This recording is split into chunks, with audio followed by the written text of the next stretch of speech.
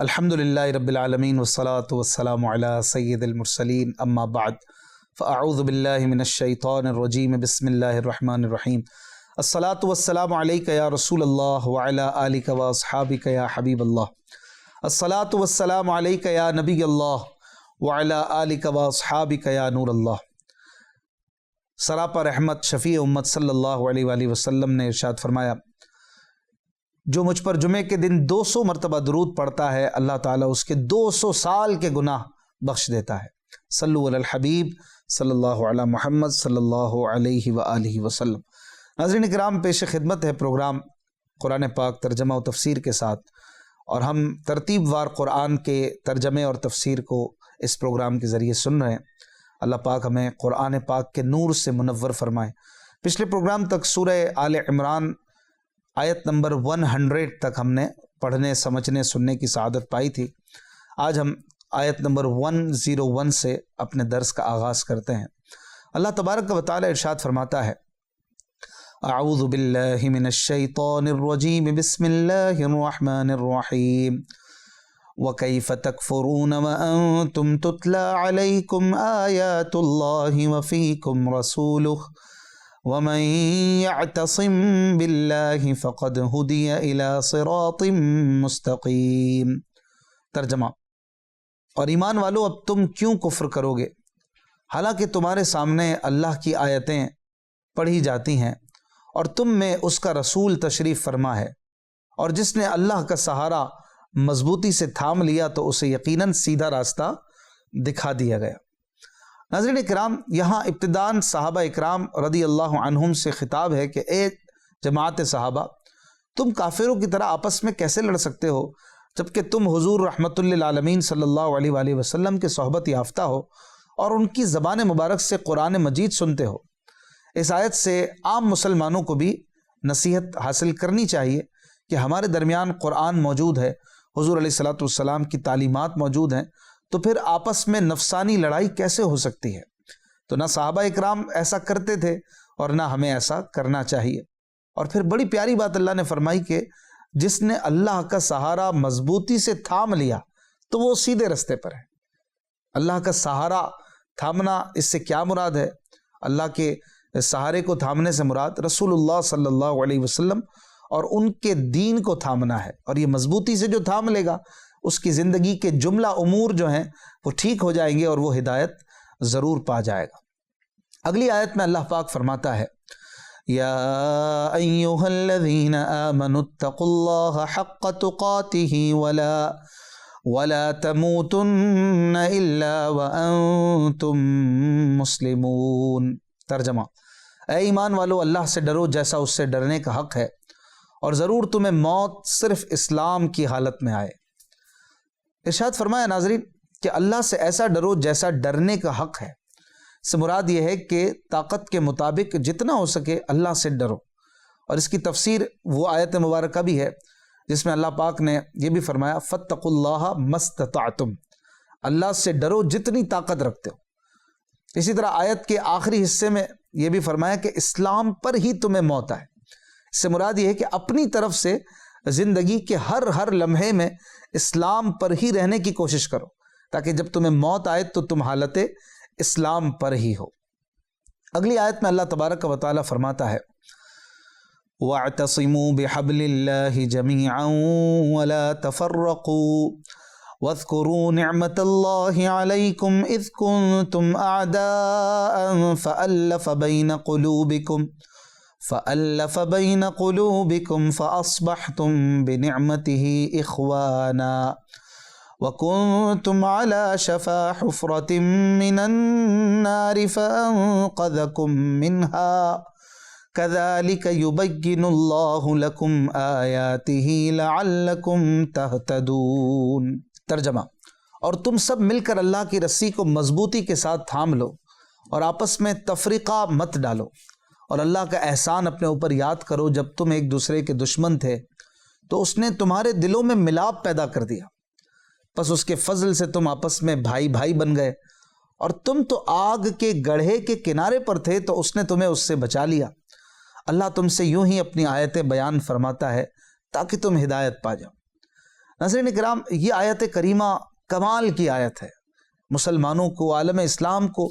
جوڑنے والی آیت ہے، اور ان تمام افعال و حرکات سے ممانعت والی آیت ہے جو مسلمانوں کے درمیان تفریق اور جدائی کا سبب ہوں۔ چنانچہ ارشاد فرمایا کہ تم سب مل کر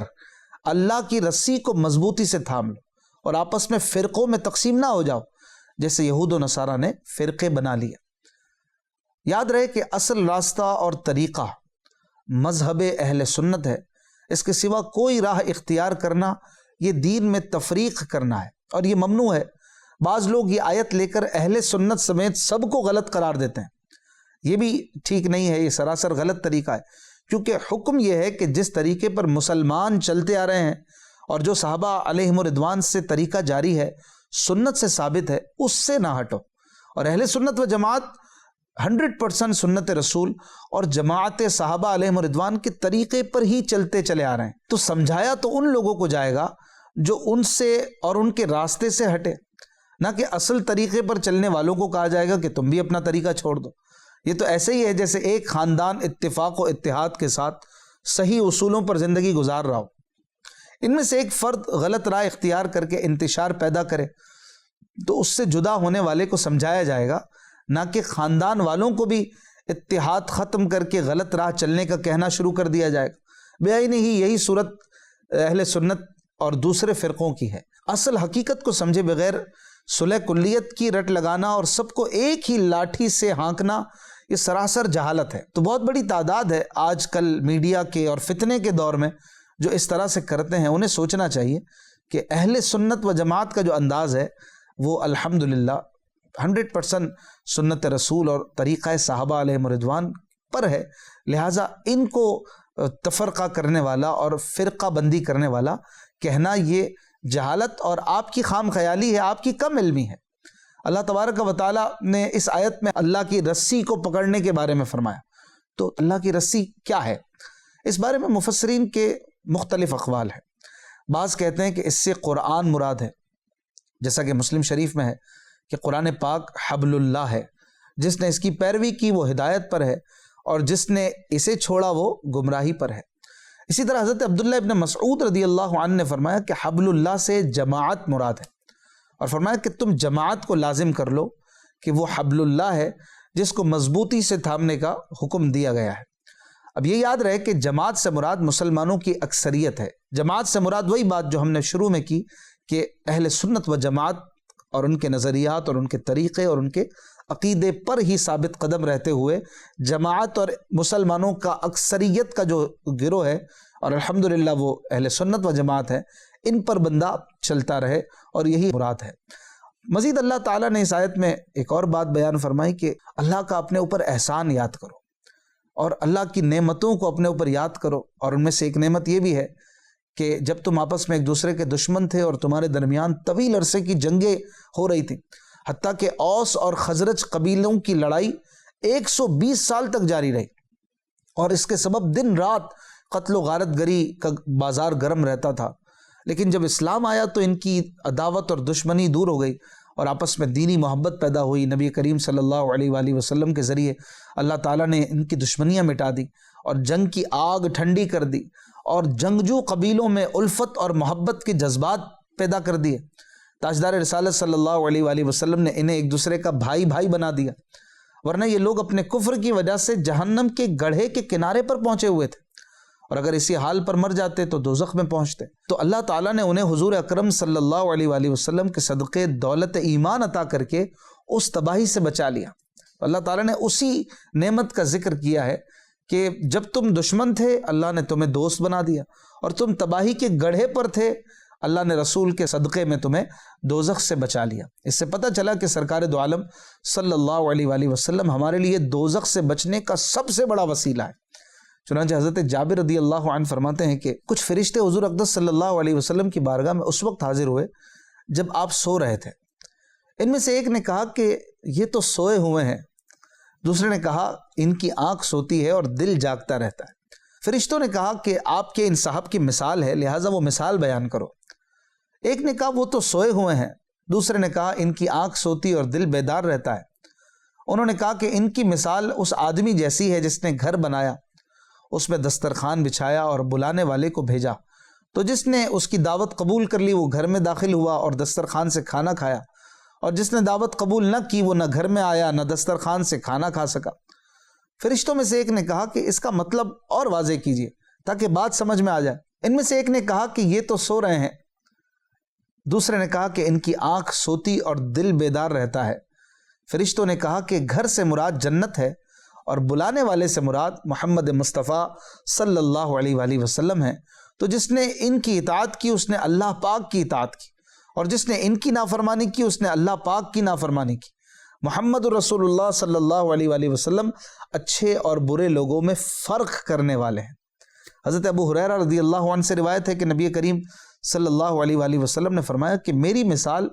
اس شخص کی طرح ہے جس نے آگ جلائی، اور جب اس آگ نے ارد گرد کی جگہ کو روشن کر دیا تو اس میں پتنگے اور حشرات الارض گرنے لگے۔ وہ شخص ان کو آگ میں گرنے سے روکتا ہے اور وہ اس پر غالب آ کر آگ میں دھڑا دھڑ گر رہے ہیں۔ بس یہ میری مثال اور تمہاری مثال ہے، میں تمہاری کمر پکڑ کر تمہیں جہنم میں جانے سے روک رہا ہوں اور کہہ رہا ہوں کہ جہنم کے پاس سے چلے جاؤ، اور تم لوگ میری بات نہ مان کر ان پتنگوں کے آگ میں گرنے کی طرح جہنم میں گرتے چلے جا رہے ہو۔ اللہ اکبر، سبحان اللہ، یہ کیسی پیاری مثال ہے۔ اور قیامت کے دن ہمارے پیارے نبی صلی اللہ علیہ وآلہ وسلم اپنے غلاموں کو پکڑ پکڑ کے جہنم میں گرنے سے بچا رہے ہوں، جیسا کہ اعلیٰ حضرت نے ایک شعر میں بڑے پیارے انداز میں کہا ہے: آستیں رحمت عالم الٹے کمر پاک پہ دامن باندھے، گرنے والوں کو چہے دوزخ سے صاف الگ کھینچ لیا کرتے ہیں۔ یہ مثال ہے، اعلیٰ حضرت نے بھی مثال دیتے ہوئے سمجھایا کہ پیارے نبی کی مثال ایسی ہے کہ جیسے کوئی بندہ مستعدی کے ساتھ، بڑی محنت کے ساتھ جب کوئی کام کرنے جاتا ہے تو پہلے آستین الٹ لیتا ہے کہ ذرا یہ آستین بھی بیچ میں نہ آئے، آستین الٹتا ہے، کمر پہ دامن باندھ لیتا ہے کہ یہ کپڑا اسے تنگ نہ کرے، اور اس کے بعد ہمارے نبی صلی اللہ علیہ وآلہ وسلم کی مثال ایسی ہوگی کہ ایسی مستعدی کے ساتھ گرنے والوں کو چہے دوزخ سے، چاہ کہتے ہیں کنویں کو، گڑھے کو، دوزخ چہے دوزخ یعنی دوزخ کا گڑھا، تو گرنے والوں کو چہے دوزخ سے صاف الگ کھینچ لیا کرتے ہیں۔ غلام گر رہے ہوتے ہیں، یہ انہیں بچا رہے ہوتے ہیں۔ تو یہ ہمارے پیارے نبی صلی اللہ علیہ وسلم کی مثال ہے، اور یہ آپ صلی اللہ علیہ وسلم کی سب سے بڑی ہمارے لیے نعمت ہونے کی بھی دلیل ہے کہ آپ وہ ہیں جو ہمیں جنت کے گھر دلاتے ہیں اور جہنم سے بچاتے ہیں۔ تو آپ رب کریم کی سب سے بڑی نعمت ہے، اور اللہ تعالیٰ نے آیت کے شروع میں فرمایا کہ اللہ کی نعمت کو یاد کرو۔ تو سب سے بڑی نعمت کیا ہے؟ یہ حضور علیہ الصلوۃ والسلام کی ذات ہے۔ اب جب ان دو قضیوں کو، دو جملوں کو ملاتے ہیں تو نتیجہ یہ نکلتا ہے کہ اللہ یہ کہہ رہا ہے کہ میرے حبیب صلی اللہ علیہ وآلہ وسلم کو یاد کرو۔ پہلا جملہ ہے کہ اللہ فرما رہا ہے میری نعمت کو یاد کرو۔ دوسرا جملہ یا دوسرا قضیہ یہ ہے کہ سب سے بڑی اللہ کی نعمت ہر مسلمان کہے گا کہ پیارے نبی صلی اللہ علیہ وآلہ وسلم۔ جب ان دو جملوں کو ملاتے ہیں تو نتیجہ یہ نکلتا ہے کہ اللہ یہ فرما رہا ہے کہ میرے حبیب صلی اللہ علیہ وسلم جو میری سب سے بڑی نعمت ہے ان کو یاد کرو۔ اور اللہ تبارک و تعالیٰ کی نعمتوں کو اور اس کے نبی صلی اللہ علیہ وآلہ وسلم کو یاد کرنا، ان کا تذکرہ کرنا، یہ بہت عمدہ عبادت ہے۔ لہٰذا حضور علیہ الصلوۃ والسلام کی یاد کے لیے جو محفل منعقد کی جائے، چاہے وہ معراج کی محفل ہو یا میلاد شریف کی محفل ہو، وہ سب بہت عمدہ ہے اور حکم الہی پر عمل ہی کی صورتیں ہیں۔ تو اللہ تبارک و تعالی ہمیں میلاد کرنے والا اور پیارے نبی صلی اللہ علیہ وآلہ وسلم کا کثرت سے ذکر کرنے والا اور ان پر درود پڑھنے والا بنائے۔ اگلی آیت میں اللہ تبارک و تعالی فرماتا ہے وَلْتَكُمْ مِنْكُمْ أُمَّةٌ يَدْعُونَ إِلَى الْخَيْرِ وَيَأْمُرُونَ بِالْمَعْرُوفِ وَيَنْهَوْنَ عَنِ الْمُنْكَرِ وَأُولَئِكَ هُمُ الْمُفْلِحُونَ۔ ترجمہ: اور تم میں سے ایک گروہ ایسا ہونا چاہیے جو بھلائی کی طرف بلائیں اور اچھی بات کا حکم دیں اور بری بات سے منع کریں، اور یہی لوگ فلاح پانے والے ہیں۔ ناظرین کرام، آیت مبارکہ میں فرمایا گیا کہ چونکہ یہ تو ممکن نہیں کہ تمام کے تمام مسلمان ایک ہی کام میں لگ جائیں، لیکن اتنا ضرور ہونا چاہیے کہ مسلمانوں کا ایک گروہ، ایک طبقہ ایسا ہو جو لوگوں کو بھلائی کی طرف بلائے، انہیں نیکی کی دعوت دے، اچھی بات کا حکم کرے اور بری بات سے منع کرے۔ ایک گروہ تو یہ کام کر سکتا ہے، تو اس بات کو اس آیت میں بیان فرمایا کہ وَلْتَكُمْ مِنْكُمْ أُمَّةٌ يَدْعُونَ إِلَى الْخَيْرِ۔ ایک گروہ تو ایسا ہونا چاہیے کہ جو صرف بھلائی کے کاموں کی طرف بلانے اور برائی کے کاموں سے روکنے والا کام سر انجام دیا کرے۔ اس آیت سے معلوم ہوا کہ مجموعی طور پر تبلیغ دین یہ فرض کفایہ ہے۔ اس کی بہت سی صورتیں ہیں، جیسے مصنفین کا تصنیف کرنا، کتابیں لکھنا، مقررین کا تقریر کرنا، مبلغین کا بیان کرنا، انفرادی طور پر لوگوں کو نیکی کی دعوت دینا وغیرہ، یہ سب کام تبلیغ دین کے زمرے میں آتے ہیں، اور بقدر اخلاص ہر ایک کو اس کی فضیلت ملتی ہے۔ تبلیغ یہ قولی بھی ہے، عملی بھی ہے، اور بسا اوقات عملی تبلیغ قولی تبلیغ سے زیادہ مؤثر ہوتی ہے۔ یاد رہے کہ جہاں کوئی شخص کسی کو برائی سے روکنے پر قادر ہو، وہاں اسے برائی سے روکنا یہ فرض ہو جاتا ہے۔ جیسا کہ حضرت ابو سعید خدری رضی اللہ عنہ فرماتے ہیں کہ سرکار دو عالم صلی اللہ علیہ وآلہ وسلم نے فرمایا، تم میں سے جو برائی دیکھے تو اسے ہاتھ سے روک دے، اگر اس کی طاقت نہ ہو تو زبان کے ذریعے روکے، اگر اس کی بھی قدرت نہ ہو تو دل میں برا جانے، اور یہ کمزور ایمان والا ہے۔ حضرت حذیفہ بن یمان رضی اللہ عنہ سے روایت ہے کہ رسول اللہ صلی اللہ علیہ وسلم نے فرمایا، اس ذات کی قسم جس کے دست قدرت میں میری جان ہے،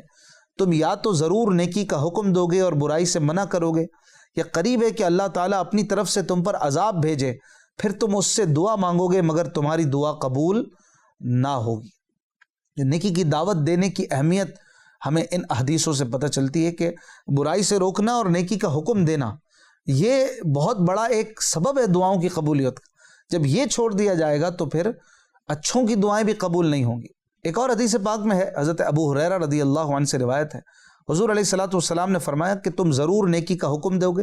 اور برائی سے منع کرو گے، یا اللہ تعالیٰ تم پر تم ہی میں سے برے لوگوں کو مسلط کر دے گا، پھر تمہارے نیک لوگ دعائیں کریں گے تو وہ قبول نہیں کی جائے گی۔ اب دیکھیں اس میں نیک لوگوں کا ذکر ہے کہ نیکوں کی دعائیں بھی قبول نہیں ہوں گی، تو غور کرتے چلے جائے اپنے حالات اور معاملات پر بھی، اور پھر کیسے کیسے لوگوں کا مسلط ہو جانا ہم پر یہ بھی ظاہر ہے۔ اللہ ہمیں ان کے شر سے بچائے۔ حضرت عبداللہ ابن عباس رضی اللہ عنہما روایت کرتے ہیں کہ سرکار دو عالم صلی اللہ علیہ وآلہ وسلم نے فرمایا، جو شخص کسی مقام پر کھڑے ہو کر حق بات کہہ سکتا ہے تو اس کے لیے درست نہیں کہ حق بات نہ کہے، کیونکہ حق کی بات کہنا اس کی موت مقدم کر سکتا ہے، نہ اس کے لکھے ہوئے رزق سے اسے محروم کر سکتا ہے۔ جتنا ملنا ہے وہ ملے گا، اور جب اس کی موت لکھی ہے تبھی آئے گی، لہٰذا حق بات کو نہ چھوڑا جائے۔ حضرت عرس بن عمیرہ کندی یہ روایت کرتے ہیں رضی اللہ عنہ، سرور کائنات صلی اللہ علیہ وسلم نے ارشاد فرمایا کہ جب زمین میں گناہ کیا جائے تو جو وہاں موجود ہے مگر اسے برا جانتا ہے وہ اس کی طرح ہے جو وہاں نہیں ہے، اور جو وہاں نہیں ہے مگر اس پر راضی ہے وہ اس کی طرح ہے جو وہاں حاضر ہے۔ تو یہ بھی ایک بڑی خطرناک بات ہے کہ پتہ چلتا ہے بعض اوقات کسی پارٹی کے بارے میں، کسی گیدرنگ کے بارے میں، دوست گئے تھے وہاں پر، ارے یار میں نہیں آ سکا، مجھے کیوں نہیں بتایا، یا بندے کو پتا ہوتا ہے مگر جا نہیں پاتا اور وہاں گناہوں بھرے کام ہوتے ہیں۔ تو اب اس حدیث کے تناظر میں غور کیا جائے تو وہ جو نہیں جا پایا لیکن اس کا دل ان لوگوں کے ساتھ پڑا ہے، وہ جانا چاہتا تھا کسی وجہ سے رک گیا، تو اب غور کر لیا جائے، نتیجہ تو یہی سمجھ میں آتا ہے کہ وہ بھی ان لوگوں میں شامل سمجھا جائے گا گناہ کے معاملے۔ حضرت علی المرتضیٰ کرم اللہ وجہ الکریم نے فرمایا کہ نیکیوں کا حکم کرنا اور برائیوں سے روکنا بہترین جہاد ہے۔ ناظرین، ہمارے معاشرے میں نیک کام کا حکم دینے اور برائی سے منع کرنے کے حوالے سے مجموعی طور پر جو صورتحال ہے وہ انتہائی افسوسناک ہے۔ حکام اپنی رعایا کے اعمال سے بے پرواہ ہیں، عدل و انصاف کرنے اور مجرموں کو سزا دینے کے منصب پر فائز حضرات عدل و انصاف کی انتہا درجے کی دھجیاں اڑاتے ہیں، اور مجرموں کی وہی لوگ پشت پناہی کرنے میں لگے ہوئے ہوتے ہیں۔ والدین اپنی اولاد، اساتذہ اپنے شاگردوں، افسر اپنے نوکروں کے برے اعمال سے چشم پوشی کرتے نظر آتے ہیں، شوہر اپنی بیوی کو، بیوی اپنے شوہر کو، بھائی بہن عزیز رشتہ دار ایک دوسرے کو نیک کاموں کی ترغیب دیتے ہیں، نہ قدرت کے باوجود انہیں برے افعال سے روکتے ہیں۔ اور مسلمانوں کی اسی روش کا نتیجہ ہے کہ آج مسلم قوم دنیا بھر میں ذلت اور رسوائی کا شکار ہے۔ اس سے پہلے کبھی بھی ایسی ذلتیں نہ تھی جو آج ہمیں نظر آ رہی، اور رفتہ رفتہ یہ قوم تباہی کی طرف بڑھتی چلی جا رہی۔ اس حقیقت کو اس حدیث پاک سے سمجھا جا سکتا ہے، جس میں حضرت نعمان بن بشیر روایت کرتے ہیں کہ حضور علیہ الصلوۃ والسلام نے ارشاد فرمایا کہ اللہ تعالیٰ کی حدود میں مداہنت کرنے والے، یعنی خلاف شرع چیز کو دیکھ کر قدرت کے باوجود اسے نہ روکنے والے، اور حدود اللہ میں واقع ہونے والے یعنی اس میں پڑ جانے والی کی مثال یہ ہے کہ ایک قوم نے جہاز کے بارے میں قرعہ ڈالا۔ ایک جہاز میں جا رہے تھے، بحری جہاز، بعض اوپر کے حصے میں آ گئے، بعض کا نام نیچے کے حصے کے لیے آیا۔ نیچے والے پانی لینے اوپر جاتے اور پانی لے کر ان کے پاس سے گزرتے تو ان کو تکلیف ہوتی۔ انہوں نے اس کی شکایت کی، پانی جو ضرورت ہے پینے کے لیے اور کاموں کے لیے اوپر کے طبقے سے لینا پڑتا تھا۔ اب جب اوپر والوں نے شور کیا کہ تم بار بار آ جاتے ہو،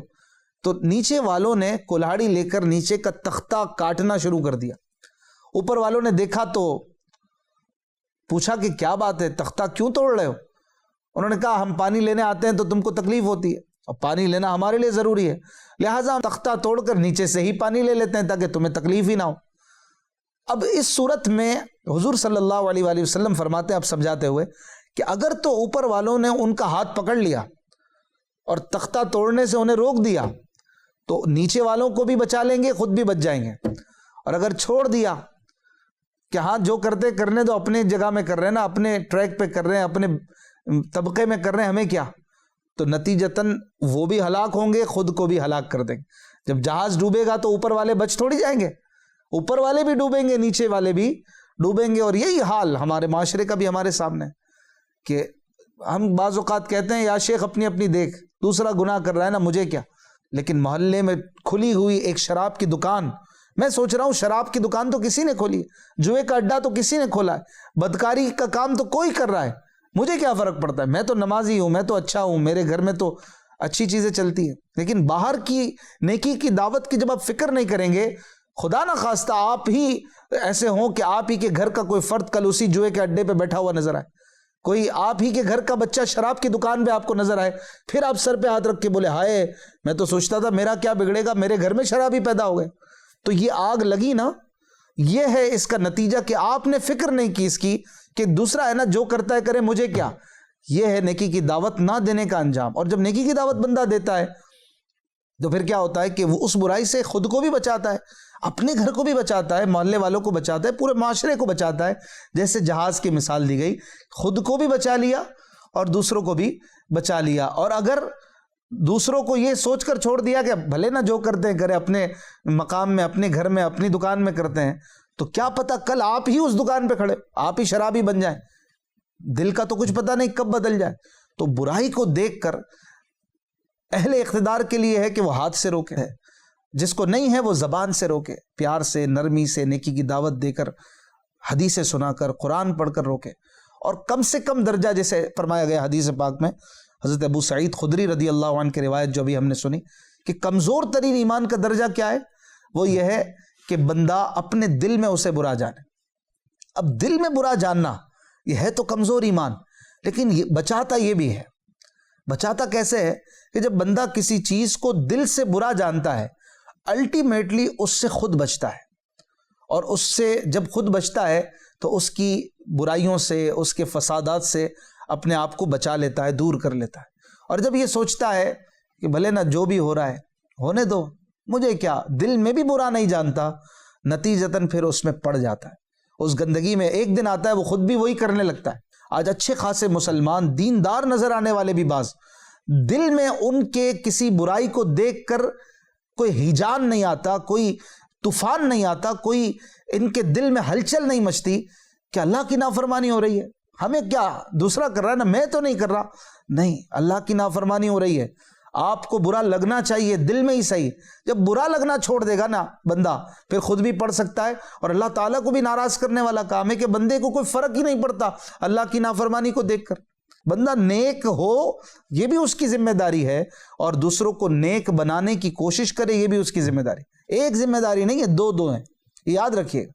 یہ کہ میں بھی نیک بن جاؤں، اور یہ کہ دوسروں کو بھی نیک بنانے کی کوشش کروں۔ اور دعوت اسلامی یہی کر رہی ہے الحمدللہ۔ نیکی کی دعوت کا جو کام ہو رہا ہے آپ کے سامنے ہے، دعوت اسلامی کا ساتھ دیں، اور اس کے ساتھ ساتھ اللہ والوں کے انداز کو یاد کریں۔ اللہ والے بعض ایسے گزرے کہ جب اللہ کی نافرمانی دیکھتے تھے نا، ان کے قلب میں، ان کے دل و دماغ میں ہلچل مچ جاتی تھی. اب یہ اسی وقت ہو سکتا ہے نا جب اتنا ٹینشن لے لیں کہ یار اللہ کی نافرمانی ہو رہی، گانے بج رہے ہیں محلے میں یہ گندے کام ہو رہے ہیں، محلے میں بے پردگی ہو رہی ہے، میرے گھر کی دعوت میں یہ سب ہو رہا ہے، میرا بچہ یہ کر رہا ہے، میرا رشتہ دار یہ کر رہا ہے، میرا دوست نماز نہیں پڑھتا ہے. جب ہیجان آئے گا، بندہ ٹینشن لے گا، یار میرے رب کی نافرمانی ہو رہی ہے، تو یہ اللہ کی محبت کی دلیل بھی ہوگی، اور اس کے ساتھ ساتھ بچانے کی بھی کوشش کرے گا اور اللہ کو راضی کرنے کی کوشش کرے گا، اور کم از کم یہ ہوگا کہ خود بچا رہے گا. اللہ پاک ہمیں عمل کی توفیق عطا فرمائے. زندگی رہی تو انشاءاللہ اگلے پروگرام میں پھر ملیں گے. صلو علی الحبیب صلی اللہ علی محمد صلی اللہ علیہ وآلہ وسلم.